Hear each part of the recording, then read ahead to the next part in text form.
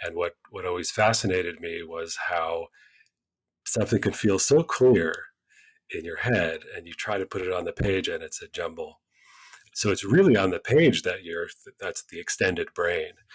Not to sound too highfalutin about this, but that's something I often just tell my students, that drafting is not because like we're imperfect and we can't just put our thoughts on. Drafting is part of the thinking.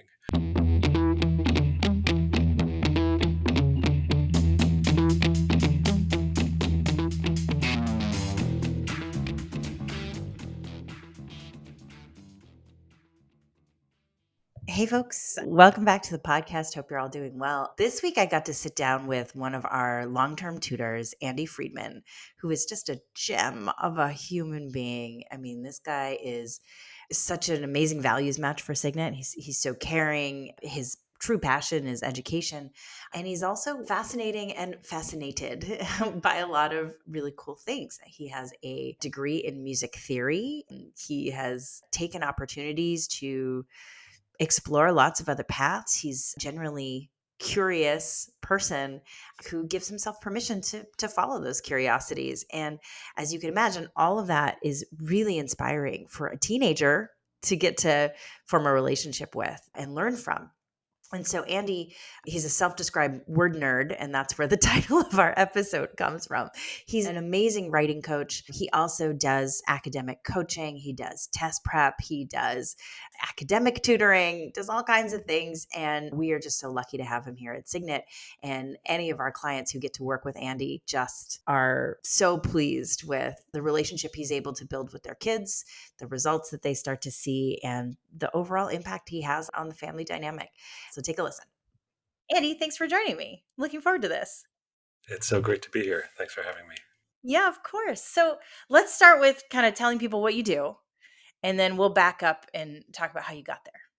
Of course. So I'm a principal tutor with Signet. I started off doing test prep about 5 years ago. And soon after, I got into academic coaching. And then I've sort of picked up other hats along the way, including writing for college admissions. And what else do I do? I've taught some one-off classes in the Boston area for test prep. And yeah, and that's really one of the things that I love about the job is that so it always keeps me on my toes. Yeah, always something new. And I love also you have such a varied background.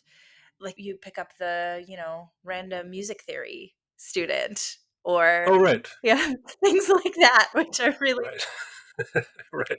Yeah, I think we've had one or two of those. Sure. Why not? Well, the PhD's got to be worth something. So there you go. something, right? Let's think about those transferable skills. So yeah, let's talk about that. You do have a PhD in music theory. What drew you, before we get to why you did a PhD, what drew you into music? Yeah, so I came to music late in life compared to other people who go into academia or who become musicians. It wasn't until I was about 15 that I picked up the guitar. I was sick at home for a week, and my dad always played guitar. And I was like, hey, can you teach me? And he taught me three chords, which is really all you need for a lot of things. And I was just off to the races. And then took classical guitar lessons, played violin for a minute, didn't go that well. And then in college, I went into college thinking that I would study literature because that's what I was really into poetry in high school. I was pretty emo and introspective and That comes as no surprise to me. yeah, and faux profound and all of that. But first semester, I took a music theory class, and it was just like, oh my god, this is incredible. I can understand why things sound good. There's rules, sort of not rules, but there's sort of principles behind this, and I was just sort of hooked. And I was also really taken in by a professor who became my mentor. And then grad school seemed like the next, in music theory. I studied I did a lot of composition in college as well, and my thesis was film score. And for a hot minute, I was thinking about trying to become a film composer, but I went the academic route instead. And yeah, and then focused on the classical romantic era and specifically the experience of listening and trying to talk about music theory experientially, whereas usually we kind of look at the score and go from there. That was the general idea of the dissertation. You are a singer. Were you not singing when you were younger?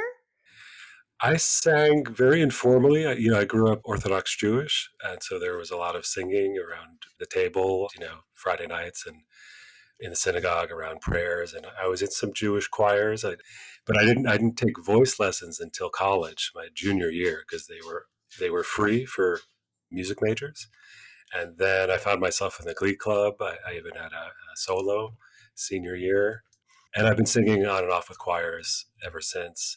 Just before the pandemic, I started getting into conducting. Pandemic kind of got in the way of that, but I'm hoping to get back into that. I'd really love to lead a choir of some kind at some point. Amazing. And I always love sending your profile to prospective clients because there's so many interesting tidbits there. You worked on a horse-powered farm? Yeah, yeah, it's a summer done over 10 years ago. I read this great book. It was a memoir of a Harvard grad, happened to be a New York City journalist who met this Pennsylvania farmer, and they fell in love and they started a farm. And the name of the farm was in the book, so I just called him. I was like, "You guys sound great. Can I work on your farm and write my dissertation this summer?" And I did, and it was fantastic. Really, really hard, difficult labor, but I learned a ton, and I cooked for them, and yeah, it was a really special summer. That's so amazing. And then the other thing that stands out from your bio that I'm always like, I gotta ask him about this sometime. So here's my opportunity. The pasta making? Oh, yes, I took a year off of the PhD, not sure if I wanted to continue. I went out to San Francisco where I had a good friend, and I was getting really into food at the time. This was sort of like 2008. It was like one of the first foodie waves, which I was solidly riding. And I always had a thing for bread and pasta in particular. So I worked at a few restaurants, learned a few things, which I was still benefiting from, but also learned that that industry was probably not for me. Certainly not as glamorous as TV makes it out to be. Oh, as Top Chef makes it seem. Yeah, sure. Yeah, it's grueling. It's not very creative unless you put in your 20 years and maybe get a chance to have a restaurant. So, Right. Well, the reason I kind of pick on those things, and I think the reason we've put them in your tutoring bio is that you have this just like broad range of experiences that I know you bring into your tutoring relationships in a lot of different ways. So, can you tell us a little bit about how you think about bringing your personal experiences to bear on the challenges your students are facing? yeah, I forget that I do that because it's such an automatic thing. But whether it's test prep, which I think one might think of as more just transactional, right? Here's how to do this, right? Or on the other side, academic coaching, which is very holistic. You're really getting to know the person and sort of grow with them or help them grow. I'm always looking for those points of contact. And I've always had varied interests. And in addition to music, I studied philosophy and some science stuff. And I just read a lot and I'm just eternally curious. So I'm always looking for that connection and then when possible, actually using it to ground a lesson or in some relevant metaphor, if it's sports, which I can get pretty geeky about. So that obviously works well for a lot of the teenage boys who otherwise might not open up as much, or just really anything they're into. And as something as simple as if I'm trying to demonstrate a grammatical concept, and I have to come up with a sentence that's on the topic of whatever. If it's baking cookies or if it's watching Netflix, and something that'll maybe help them remember it and put a little smile on their face. Yeah, I always struggle with those making up sentences for grammar grammar lessons. That can be hard. Yeah, I've gotten better at it. I found, but that was never, yeah, still not a strength. But Well, I suppose that also I imagine it gives students some confidence that you can have a lot of different interests and pursue a lot of things in the course of your education and still be like, a normal person, I suppose. A lot of them I think they have to have their thing figured out immediately or it can only be one thing. What's your experience been with that? exactly, that's something I look out for in any engagement is that sort of very single-minded, I have to have myself figured out by junior year of high school, or my life is never going to take shape. I have to be on a certain path. And if they seem to be sort of, to put it maybe too strongly, suffering under that delusion, I'll try to, subtly push against that by telling my story or other stories of famous people who didn't have their stuff together. I really figured it out along the way, and I found, and also just knowing a lot of people to Princeton and then Harvard, so a lot of driven people who very much had a path, and some of them absolutely took it and are still on it. Most are not, because that's just not how life works, and are much better off expecting that than expecting all of the pieces to fall into place, and for whatever passion is driving that initial vision will always be there. Hmm. Yeah, I do a lot of the same with my students too. And I think one of the things that can be so interesting now is looking back, you've just got this, portfolio of interesting experiences that you didn't set out to have, right? You just sort of opportunistically took advantage of some things that came your way, or created opportunities for yourself. And I feel the same way about my life. If I had just taken a really straight path from college, a specific major, to a specific career, and then stayed in it forever, I'm sure there would be some of life's adventures along the way, but I find that there's a much more interesting story to tell. Yeah, yes. I guess there's kind of two parts. The first part is it it's kind of risky because things don't often work out, and then it's limiting because you sort of close yourself off to the happy surprises and the serendipities that, for most people, when they tell their life stories, are actually sort of the highlights, right? The things that came out of nowhere, the things they took a chance on, and hey, now I'm here, and I love it. Yeah, absolutely. Well, let's get into, I guess, how you approach, I don't know, what do you want to do? Tutoring, coaching, writing? What would you like to talk about? How you approach it? Maybe writing. So since we're in the writing season, so we are both knee deep in all sorts of college essays. Also working with a few students, coaching students and writing students on their essays as they come up, in English and in history, and so Right. You're a self-described word nerd. I mm, remember this. I'm a word nerd. I'm a grammar geek. I could pick up several books within arm's reach to prove all of that. One is an ironically very big book on concision, and I regularly read usage dictionaries. And anyway, we don't have to. I'm getting lost already. So yeah, so I'm pretty passionate about the written word, and not just the rules, the art of it, the poetry of it, and maybe most of all that writing is really the next step in thinking. It is not. It is not just a sort of like isomorphic transferal from one medium, thoughts, onto the page, words, right? And what always fascinated me was how something could feel so clear in your head, and you try to put it on the page and it's a jumble. So it's really on the page that's the extended brain. Not to sound too highfalutin about this, but that's something I often just tell my students, that drafting is not because like we're imperfect and we can't just put our thoughts on. Drafting is part of the thinking, right? And it's actually in figuring out what we're trying to say as we write it that we figure out what we're thinking. And that's true for, a 5 paragraph English essay where you have to come up with a thesis. It's true for a personal essay where you're really trying to convey something deep and important about yourself, which is why, for example, in just plain old expository writing, I think it's a bit of a mistake to, you're generally taught to write it in order, thesis, then you bring your evidence, and then you conclude. I always tell people, write a provisional thesis.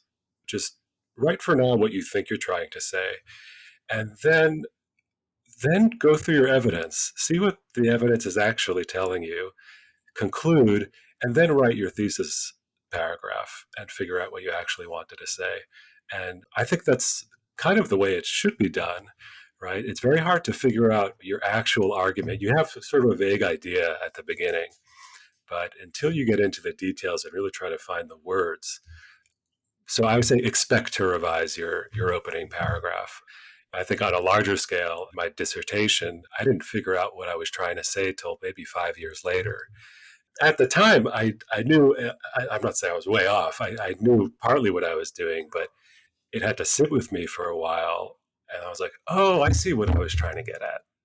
I wish I would have, I wish I could have figured out that, but I think that's a very common experience. Absolutely. Yeah, I mean, I remember when I was writing my dissertation, I had written a bunch of chapters, what I thought was gonna be an introduction, which actually ended up becoming my conclusion, and I remember one day I was like, just they just didn't hang together, so I wrote note cards with sort of the key pieces of each chapter, and I spread them all out on my living room floor. There were, like, hundreds of note cards, and this was maybe a month before I really had to submit it, and it was like one of those kind of conspiracy theory diagrams with, like, the red strings. I was going to say that you had sort of a Hollywood feel to this scene. Yeah, it really was. But it actually introduced me to the idea of a storyboard in my writing. And for me, that idea just resonates so much more than an outline. We're thinking about a shape, certain key moments that we really want to land, that we want to stay with somebody. And so I've started talking to students about that, the shape of their essay as opposed to the outline, or, you know, we're all familiar with movies and TV shows. So we think about those kind of key scenes that really stick with you. What would be in the recap in next week's episode, which I think is a fun way to do this. I've always used, actually, always used film when I'm teaching writing.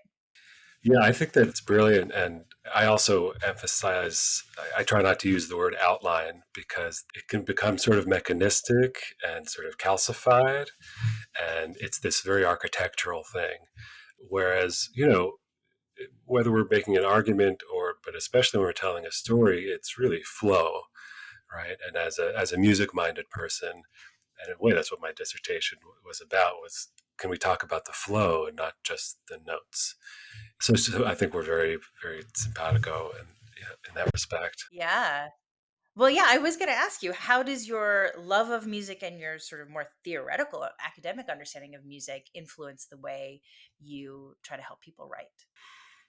I suppose the most obvious connection is just the musicality of language, which I think, I don't know if you could say I love both of them deeply, I think for the same reason. Beautifully worded sentence, it's really the music of it as much as the word choice, although those are also bound up together. And I'm not talking about surface things like alliteration and puns, right? I'm talking about sort of a deeper kind of musicality in a sentence and then between sentences, the way you pull the reader along with its kind of melody, and then there's a counter melody, and then something surprising, but then something, a number of short sentences followed by a longer one. It's like a great solo, right, or a great melody has that kind of that pull where it's not only beautiful, but it has this kind of inevitability to it, and it drags you along, and you're right there with it. Yeah, that's what I think. That's sort of the essence of what I love about both. Yeah.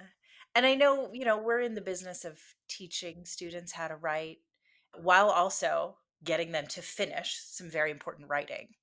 So how do you balance those two things?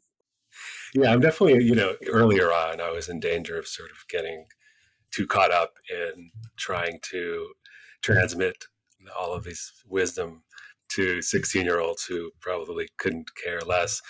But I just try to, I never actually start waxing poetic like I am now. I should just say, like, I'm not. That would be bad tutoring. So it's always task based, right? But, I'll suggest a revision, and I never suggest a revision without explaining why, right? If it's an actual mistake, there needs to be a comma here because whatever, fine. But more for word choice or sentence construction, I'll say, I think this flows nicer because of whatever, right? Or how about maybe two items here instead of three? And I think one thing I find amazing is how often there's consensus around it, right? It's not, Obviously, it's a subjective thing, both in music and in language, but most of the time, some of my favorite parts when I'm working with a student on writing is I'll suggest something, or even better, they'll suggest something, and it'll have the right music, and we'll both smile and be like, "Yeah, that's absolutely it." Yeah, when it's right. Yep. Yeah, and so I don't try to like teach these ideas in the abstract. It's always in the context of the writing itself. Yeah.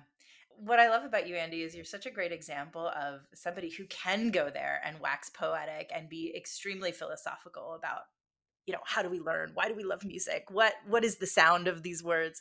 But also, like you said, really geek out about sports or just connect with somebody on a very like mundane is the wrong connotation, but everyday kind of level that really speaks to how your passion for teaching and connecting with students allows you to kind of pull from all these different areas. And it's not just that you're super smart, which you are, but you really are very focused on connecting in a way that makes sense for whatever student and whatever challenge. I really love that about your work. Well, it's very very kind of you to say. I do try to do that, and when it goes well, it's really special. But that's very nice of you to say. Yeah, of course. Well, it's true.